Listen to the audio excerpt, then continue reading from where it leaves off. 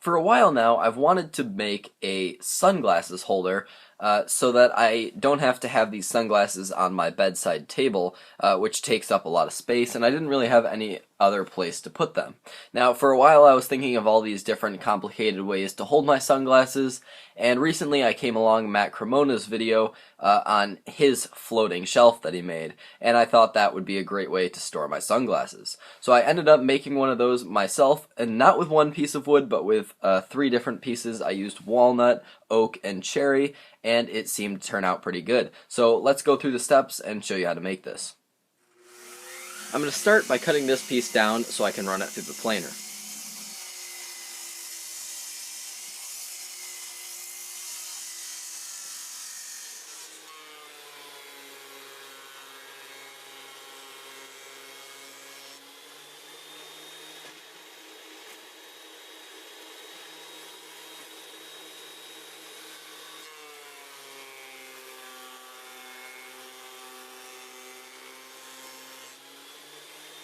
Alright, so now what I've done is I just trimmed down this piece of oak and this piece of walnut to fit better with this piece of cherry, and then I glued and clamped everything up, and I'm basically just going to wait for this to dry until we can move on to the next step.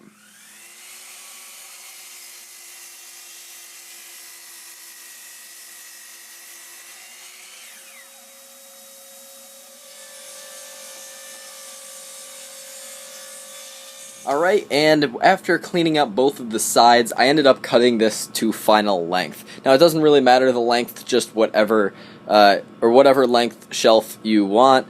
And so next, I'm going to route out the cavity in the back to hold this on a French cleat system.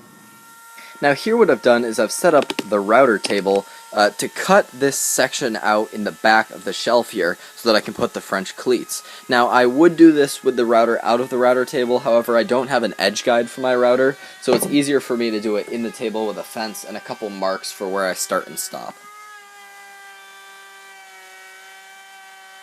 Alright, so I've got this cavity here cut out, and I cleaned this side up a little bit. I'm still working on this side here.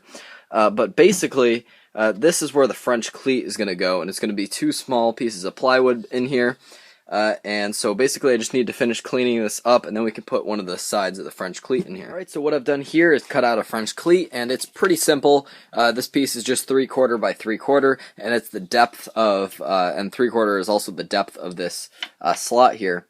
And so this piece will fit in like this, and then I cut this bottom piece right here, and this will fit in like that to hold this against the wall. Now it sticks up just a tiny bit, so I'm going to have to sand that down, but it's enough so that I can just sand it down afterwards, and it should be pretty good, and it should fit nice and snug against the wall. So I'll go ahead and glue this top piece in now. Alright, so after I finished gluing that back piece in there, or the back French cleat, what I did is I ended up sanding this down, and I also put a little chamfer on the edges just with the hand plane.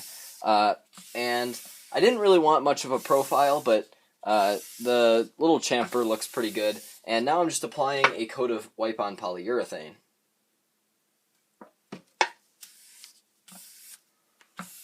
Alright, so right here you can see I've put a French cleat on the wall, and this is just a little bit over 16 inches, so I was able to get 2 screws, 1 in each of the studs. So this is on here nice and secure, and now what I can do is just simply slide the shelf on, and I can also move this left to right so that I can center it on the wall or in between 2 things on the wall, and it seems to work pretty good.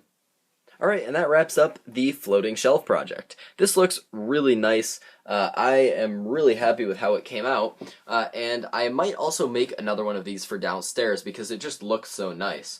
Now also the French cleat in the back is kind of cool because you can move it back and forth as you please, so you can make fine adjustments to it once you hang it.